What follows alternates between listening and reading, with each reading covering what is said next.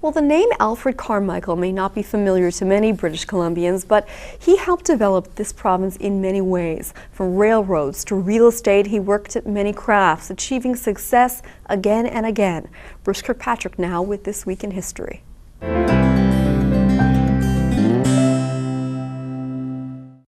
It may be hard to find something this man didn't do.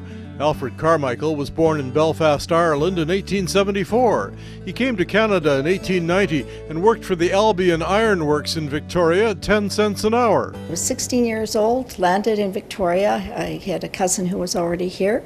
In 1891, Carmichael worked at a cannery on the Skeena River, supervising the filling of salmon cans.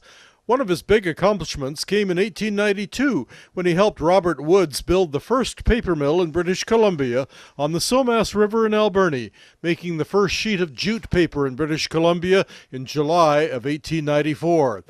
He went on to make paper from clay, alder, rags, and rope, but not wood pulp. They couldn't afford the machinery that they needed to create that kind of paper, so they experimented with other material. Carmichael surveyed parts of British Columbia for potential dam and paper mill sites and decided that Powell River and Powell Lake would be an excellent place for a pulp and paper mill.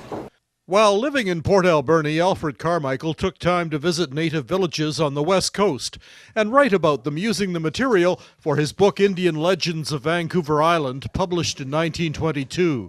Sometimes he recorded the music and singing he heard as part of the legends he was told. Carmichael also did some of his own illustrations for the follow-up edition to Indian Legends of Vancouver Island. The follow-up edition was never published. Carmichael also learned to speak and write in the Chinook language. In 1899, he went to Atlin prospecting and mining for 8 years. In the autumn of 1908, he took a contract with the CPR to extend the E&N Railway from the main line to Port Alberni, so clearing the brush so that the rails could be laid down. Alfred Carmichael married Kathleen Frances Withers in April of 1909. On a business trip with his family, he visited England and had to delay their return. They were planning on coming back on the Titanic. He had to have another business meeting, so booked passage on a later ship. The firm Carmichael and Company was incorporated in 1923, organizing Oak Bay Lands and Victoria Properties Limited. Alfred Carmichael, entrepreneur, investor, and BC builder, passed away in Victoria January 30th, 1963.